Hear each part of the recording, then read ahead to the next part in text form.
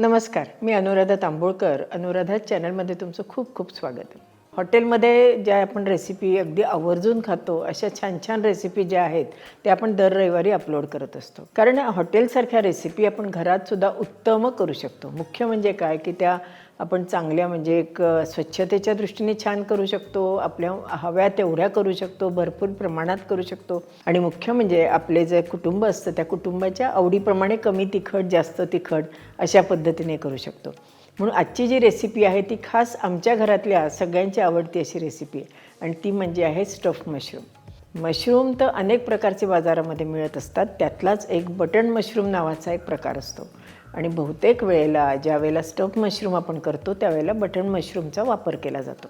आता हे mushroom stuff करायचे कसे, ते परतायचे कसे, का त्याला शॅलो फ्राय करायचं, का त्याला तळायचं कसं, या सगळ्या प्रश्नांची उत्तरं आपण आपल्या स्वयंपाकघरात बघणार आहोत. चला तर मग स्वयंपाकघरात जाऊयात आणि स्टफ मशरूम कसे करायचे ते बघूयात. अगदी सोपे आहेत, थोडंसं साहित्य लागतं पण ते घरात असतं. चला तर मग जाऊयात. आता आपण स्टफ मशरूम करणार आहोत. हे स्टार्टर म्हणून पार्टी असेल किंवा दुपारी 4 वाजता मुलांना जर काही वेगळं हवं असेल तर टी टाईमलासुद्धा हे आपण करू शकतो. याला बटन मशरूम म्हणतात. याचं जे देठ असतं हे आपण काढून टाकायचं. नेहमी लक्षात ठेवायचं की मशरूम कधी धुतले तर ते तसेच पाण्यात ठेवायचे नाहीत. कारण काय होतं की ते पाणी ॲब्झॉर्ब होतं आणि मग नंतर जसे आपण मशरूम करायला घेतो किंवा भाजीत टाकतो तसे ते मशरूम पाणी सोडतात. त्यामुळे हे आपण एकदा पाण्यातनं खळबळून घेतलेले आहेत आणि कपड्यावर सुकवून घेतलेत. या पद्धतीने आपण सगळ्या मशरूमची देठं काढून घेणार आहोत. कारण आपल्याला स्टफ करायचं आहे ना, म्हणून दुसरं काही नाही. हे जे देठं आपण काढलेली आहेत ही आपण बारीक चिरून घेऊयात. काही काही वेळेला ना हे काळे झालेले असतात मशरूम, तो आतला काळा भाग जो झालेला असतो तो काढून घ्यायचा. आता आपण ह्याच्या मागच्या देठाने हे मशरूम सगळे कोरून घेऊयात. म्हणजे आपल्याला भरपूर मसाला त्याच्यामध्ये स्टफ करता येतं.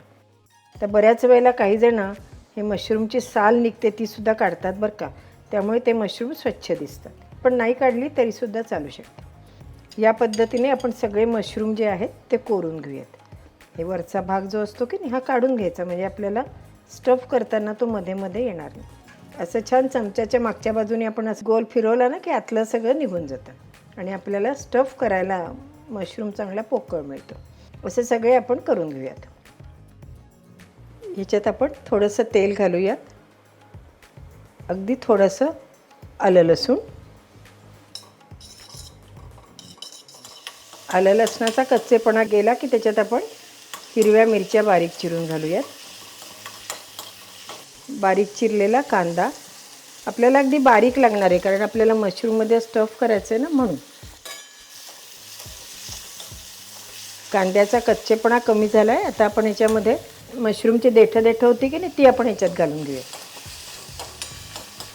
कांद्याचा रंग बदलला आहे. अगदी 1 चमचा आपण बारीक चिरलेलं गाजर, अगदी एक 5-6 मटार, 4-5 कॉर्नचे दाणे, थोडासा टोमॅटो.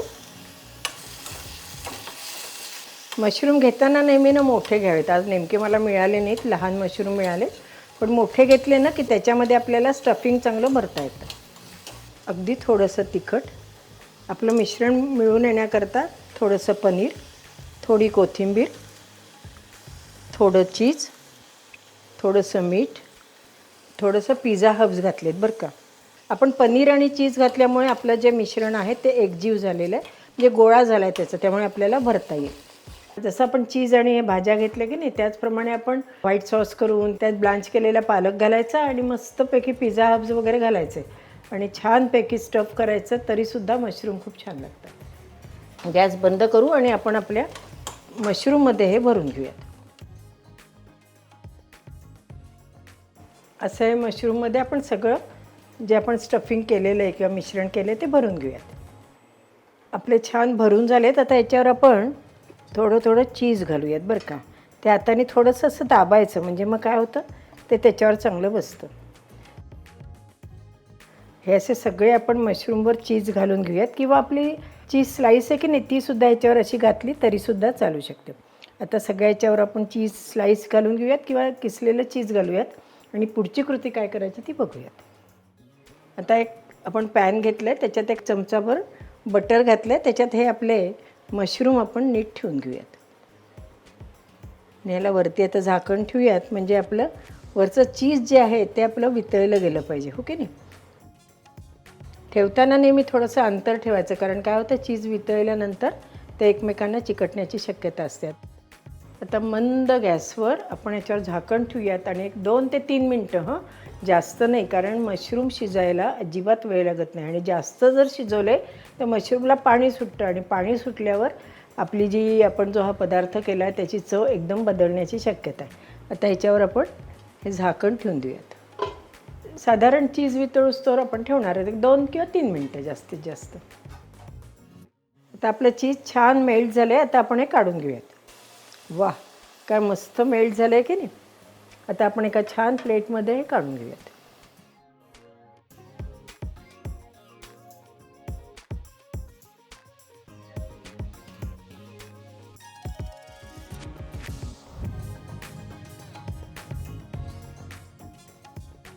आहे की नाही. स्टफ मशरूम जरी अगदी मोठं नाव असेल, अवघड वाटलं तरी किती सोपी रेसिपी आहे.